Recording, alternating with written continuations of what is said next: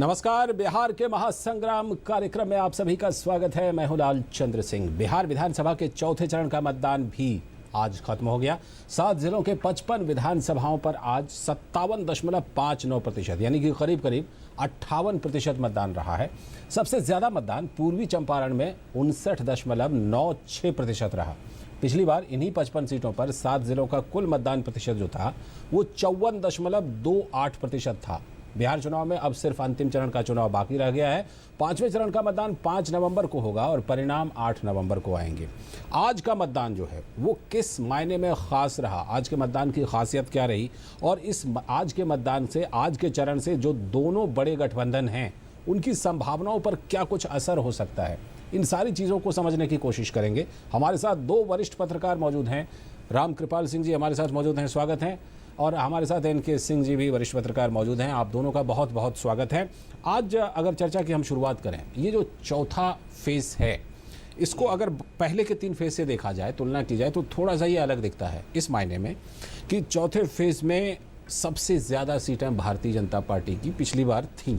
और अगर जनता दल यूनाइटेड के साथ जब वो लड़ी थी, अगर उसको देखा जाए तब तो पूरी तरह से क्लीन स्वीप थी पूरी तरह से दोनों की।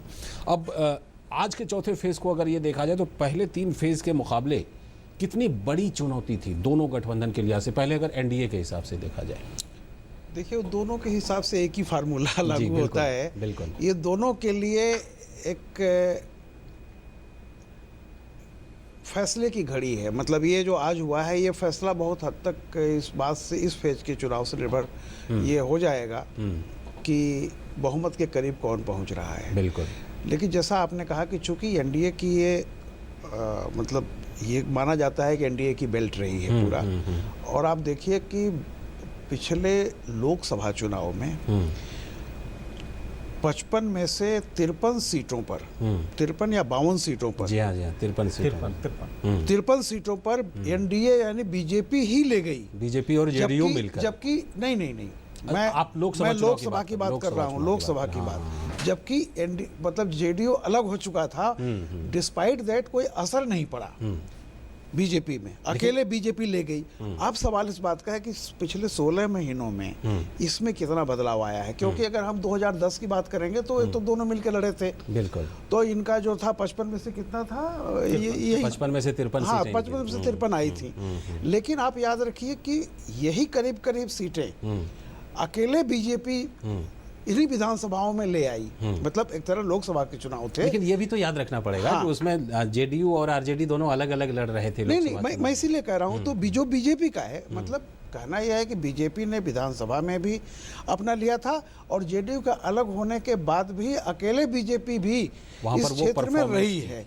तो दोनों, अब इस बार का जो चुनाव है बीजेपी के लिए इसलिए प्रतिष्ठा का है कि उनमें से जो जिस वोटर ने बीजेपी को कमल पर चुनाव दिया था, उसमें से कितने लोग हैं जो इस बार नहीं देंगे या देंगे।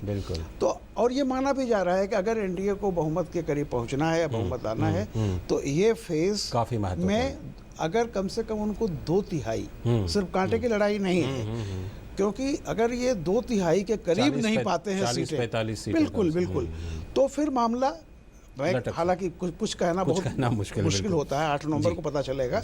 लेकिन ऐसा जो संकेत ऐसे मिल रहे हैं। बिल्कुल। NK सिंह जी, आप चर्चा में शामिल होकर के ये बताएं कि ये जो चौथा फेज है, अभी जैसे राम कृपाल जी ने जिक्र किया कि भारतीय जनता पार्टी ने चाहे 2010 में JDU के साथ मिलकर हो या 2014 का जो लोकसभा चुनाव हुआ उसमें अकेले काफ़ी अच्छा परफॉर्मेंस दिया इन 55 सीटों पर 7 जिलों में। और नई परिस्थिति ये है कि अब लालू यादव जनता दल यूनाइटेड के साथ जुड़ चुके हैं। आपको क्या लगता है कि भारतीय जनता पार्टी का जो ये किला रहा है, इस किले को बचाने में कितनी बड़ी चुनौती थी इस बार? नहीं, मेरे ख्याल से सबसे बड़ा बेस यही रहा है और इसकी वजह है, अगर लालू के राज का, जिसको हम कहते हैं जंगल राज, उसका सही प्रतीक था तो वो ये क्षेत्र था। लालू यहीं से आते हैं, गोपालगंज से आते हैं। दूसरा, चंपारण किडनैपिंग का एक अड्डा था। दोनों चंपारण, पूर्वी चंपारण, पश्चिमी चंपारण, डकैत यहाँ से आते थे, किडनैप करते थे, लेके गोरखपुर नदी पार करके निकल जाते थे, जिसका जिक्र मोदी जी ने भी किया। तो वर्स्ट सफरर जो रहा है वो अपर कास्ट रहा है और EBC रहा है, एक्सट्रीमली बैकवर्ड कास्ट। तो लालू के अगर जंगल राज, जिसको हम जंगल राज कहते हैं, उसका सबसे बड़ा अगर प्रतीक रहा है तो वो ये क्षेत्र ये है, इलाका रहा है। इसकी वजह से आप देखेंगे कि ये वोट पड़े कैसे। पूरे अगर बिहार में आप देखेंगे तो 2014 का इलेक्शन प्रतीक है, 10 का इलेक्शन तो प्रतीक हो नहीं सकता क्योंकि वो चीजें कॉम्बिनेशन अलग थे, तो उससे हम नजीर नहीं ले सकते। लेकिन अगर 2014 को देखें तो एवरेज लालू के गठबंधन को जो वोट पड़े थे, लालू नीतीश के, कांग्रेस लालू नीतीश, इनको अगर जोड़ेंगे आप तो उनको 45%, 45.4% वोट टोटल मिलते हैं जी। और इसीलिए कहा जा रहा है कि उनको बेटर है। लेकिन ये अकेला क्षेत्र है जहां ये उल्टा हो गया। अच्छा, जहां 2014 में एवरेज लालू इसका महागठबंधन को 45.4% वोट मिले थे, वहीं एनडीए को 39.4% मिले थे, 6% मिले थे। ये रिवर्स हो जाता है इस क्षेत्र में जाके। इस क्षेत्र में एनडीए को 44.3% मिले थे और लालू यादव की मतलब महागठबंधन सबको मिलाकर 38.3% मिले थे। बहुत इंटरेस्टिंग बात तो है। 6% का अंतर यहाँ पे मतलब ये समझ लीजिए उल्टा हो गया। इसीलिए इसको माना जाता है कि ये बेस है, और अगर बेस है तो उसके वजूहात हैं, उसके कारण हैं, और कारण बड़ा सीधा सा है कि उसका दंश अगर किसी ने झेला सबसे तो ज्यादा वो इस इलाके ने झेला। साधु यादव का वो समय होता था जलवा, और अचानक लुम्पेनाइज्ड पॉलिटिक्स शुरू हुई, लंपटवादिता शुरू हुई, और उसने पूरे सिस्टम को क्रम्बल बिल्कुल। चलिए, लिहाजा ये नाराजगी उसकी थी जिसकी वजह से यहाँ पे एनडीए को सपोर्ट दे सबसे ज्यादा रहा। चलिए, इसमें शिवहर भी शामिल है, सीतामढ़ी भी शामिल है, उस पर भी चर्चा करेंगे, लेकिन फिलहाल वक्त है एक छोटे से ब्रेक का। ब्रेक के बाद फिर जल्दी ही लौटेंगे और तमाम पहलू पर चर्चा करेंगे। साथ ही आज का जो मतदान प्रतिशत रहा है वो तुलनात्मक रूप से कैसा रहा है, इस पर भी अपने खास मेहमान से चर्चा करेंगे। फिलहाल वक्त है एक छोटे से ब्रेक का।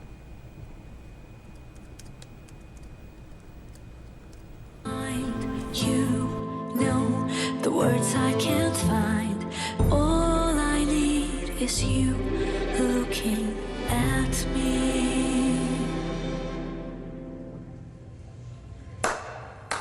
Many things make the complete man.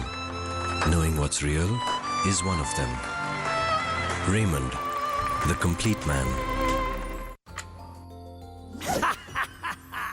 आज मेरा एग्जाम है। अच्छा होगा डेविड, गुड लक।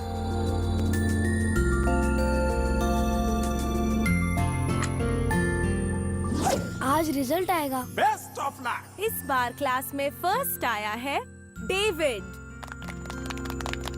और सेकंड आई है रिया, थर्ड है असलम। कांग्रेस। पर अब क्या हुआ डेविड? मुझे आगे पढ़ना है, पर पापा कहते हैं पैसे नहीं है। पैसे नहीं है, वो देखो।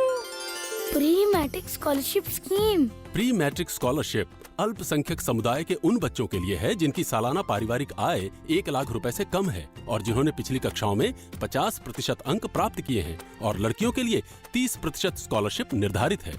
अधिक जानकारी के लिए लॉग इन करें www.minorityAffairs.gov.in पर या कॉल करें टोल फ्री नंबर 1800112001 पर। सबका साथ, सबका विकास। तारीख बदलती है, आंकड़े बदलते हैं, तस्वीरें बदल जाती हैं, लेकिन सच नहीं बदलता।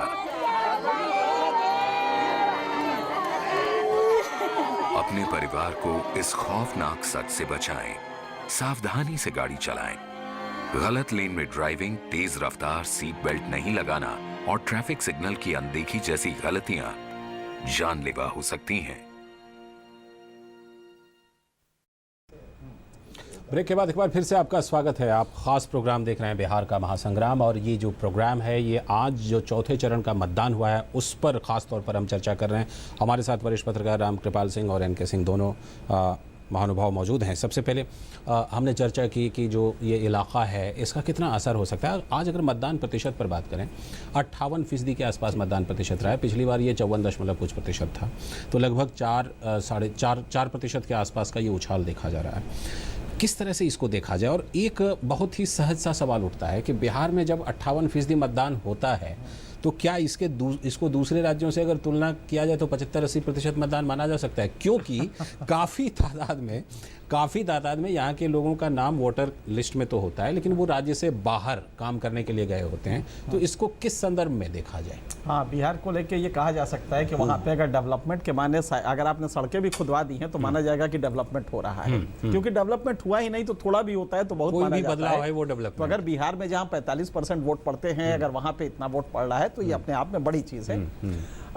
देखिए, बाईपोलर, ये मल्टी पार्टी बाईपोलर इलेक्शन है, बहुदलीय द्विध्रुवी ये चुनाव है, और इसमें 3% का इजाफा, 3.5% का, ये बहुत मायने रखता है।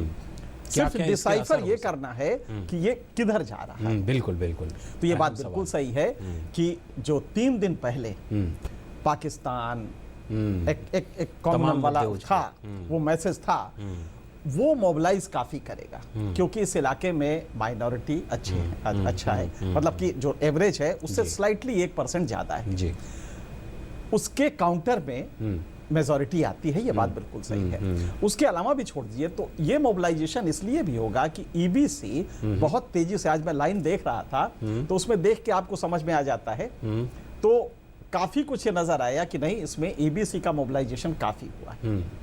तो ये हम कह सकते हैं कि ये जो 3% एफपीटीपी सिस्टम में हमारा फर्स्ट पास्ट पोस्ट सिस्टम है, जिसमें कि अगर बाईपोलर है ये लड़ाई, तो ये कहीं एक तरफ अगर जा रहा है तो ये स्वीप है, ये स्वीप है। लेकिन इतना ही है कि ये हमें मिजान करना, एसेस करना पड़ेगा कि क्या ये एक तरफा है या कोई और वेरिएबल है जो हम समझ नहीं पा रहे हैं। बिल्कुल। मेरे ख्याल से ये चूंकि इलाका उस तरह का है और इसमें बैकवर्ड फॉरवर्ड ईबीसी जो था उसने यादवों का दंश काफी झेला है। जमीन को लेके आप जानते हैं कि 100 जो मर्डर्स बिहार में हो रहे हैं उसमें 80 लैंड को लेके होते हैं, और वो लैंड को लेके होते हैं तो चूंकि बिहार में लैंड पे प्रेशर है, पर पॉपुलेशन डेंसिटी जिसे कहते हैं 1053 है, 1053 है, जो कि नेशनल एवरेज की 3 गुना है। बिहार में पॉपुलेशन डेंसिटी राष्ट्रीय औसत के 3 गुना है, तो वो लैंड पे प्रेशर है, उसके लिए मर्डर्स होते हैं। तो सोशल होमोजेनिटी नहीं है, लिहाजा यादव वर्सेस ईबीसी ये एक रहा है। अति पिछड़े जो हैं। रामकृपाल जी, आपसे अगर इसको समझने की कोशिश करें, 3.5% का जो ये ज़्यादा वोट हुआ है जी, तो क्या, जैसा कि एनके सिंह जी कह रहे हैं कि ये जो ईबीसी है, ये जिधर यादव जाएंगे उससे अलग जाने का फैसला कर सकते हैं और बहुत बड़े फैक्टर साबित हो सकते हैं। देखिए, मैं ये कह रहा हूँ कि अब तो आज ही के दिन, एक हफ्ते बाद नतीजे आ जाएंगे। सिर्फ 7 दिन का बिहार, जैसा एनके जी कह रहे थे, इस मामले में देखिए ये पहला यूनिक चुनाव है, क्योंकि अभी तक क्या है कि बहुदलीय जहां होते थे चुनाव, तमाम पार्टियां लड़ती थी, तो एक बात ये भी जाने कि हर पार्टी कुछ वोटर को घरों से निकालती है। जरूर। पहली बार बाईपोलर हो रहा है, और बाईपोलर इलेक्शन में अगर ये पिछले रिकॉर्ड के बराबर भी पहुंचे तो भी मान लीजिए कि ज्यादा लोग निकल रहे हैं, क्योंकि अपने आप में, क्योंकि 2 ही पार्टियां हैं, एक तरह से आप उसको गठबंधन कह लीजिए, जो भी कह लीजिए, बट बाईपोलर है एग्जैक्टली। तो परसेंटेज अगर पीछे से भी आगे थोड़ा हो रहा है पिछली बार से भी, तो जो एनके सिंह कह रहे थे, मैं भी ये मानता हूँ। देखिए, फैसला इसके पक्ष में जाए उसके पक्ष में जाए, ये नोबडी नोज। बिहार का वोटर बहुत साइलेंट है, और वैसे भी आजकल वोटर जो करने जाता है वो कहता नहीं है मुंह से। दूसरी बात ये कि बात आप समझ लें कि चूंकि वोटर को वहीं रहना है और वो किसी भी पार्टी से दुश्मनी नहीं लेता है, मेजॉरिटी वोटर जो है वो मुखर नहीं हो सकता। वो सबको कहेगा हाँ बाबूजी हम आपके साथ हैं, बाबूजी आपके साथ हैं, मुहर किसको लगाएगा वो छोड़ दीजिए। तो एक तो ये बात है। दूसरा, ये जो एनके सिंह कह रहे थे कि बिल्कुल मैं कह रहा हूँ, देखिए पिछले करीब 3-4 दशक से, बिहार में तो 4 दशक हो गया, यूपी में तो शायद उतना नहीं रहा, जब सवर्णों से सत्ता बिल्कुल, मतलब सवर्णों का एक प्रतिनिधि कोई हो या प्रतिनिधित्व करने वाला मुख्यमंत्री होता था, वो इतिहास की बात हो गई दोनों जगह। और एक बात आप जान लें कि जो क्लास, चाहे आप उसको कहते हैं ओबीसी या जो उसका आता है, तो वो जो जातियां होती हैं, जो न्यू रिच क्लास है, वो आइडेंटिफाई करता है कि हम पावर में हैं, और वो दबाता किसको, बिहार में सरकारी जाति का दबाता किसको है, क्योंकि जो सवर्ण है वो तो दुबक के खड़े हो गए, उत्तर प्रदेश में, बिहार में भी वो डरे हुए थोड़े से उस तरह रहे। जो निचला तबका है, जिसपे कभी सवर्णों की लाठी चला करती थी, वो पिछले दिनों से, जब से ये नवधनाढ़ तबका आया है, जिन लोगों ने जमीनें खरीदी हैं, सवर्णों की जमीनें खरीद करके, जो मतलब पिछड़ी जातियां जिनको सोकाल कहते हैं, पिछड़ी जातियों में जो चैंपियन, हाँ चैंपियन है, नहीं देखिए वैसे भी होता है जो, तो जो फ्यूडल कैरेक्टर कभी उधर का हुआ करता था, वो फ्यूडल कैरेक्टर, बल्कि उससे ज्यादा खराब, जैसे फ्यूडल कैरेक्टर में कभी अपहरण नहीं हुआ करता था, जो भी होता था ठीक है, लाठी मार के आपसे काम करा लिया, सारी चीजें। बट ये जो कुछ शुरू हुआ, उससे जो निचले तबके की जातियां हैं, वो उनमें एक डर इन जातियों को लेकर के है। तो वो जैसा जो मुझे लग रहा है कि अगर तो वो पोलराइज्ड हैं तो जैसा कि एनके सिंह तो जी ने विदिन EBC का हाँ वर्ग बोला। सिर्फ माइनॉरिटी का सवाल नहीं है। देखिए पोलराइजेशन डिफरेंट तरीके से भी होता है कि अगर ये पता चल गया कि ये लोग जा रहे हैं और फिर वही राज लौट रहा है तो वो दूसरे ढंग का भी हो सकता है। एक ही खतरा है जो मैंने ये देखा है कि पिछली बार के चुनाव में, विधानसभा के चुनाव में 21 सीटों पर 21 या 22 सीटों पर लालू सेकंड नंबर पे रहे हैं। अच्छा, अकेले अपने बूते, ये सबसे बड़ी बात है।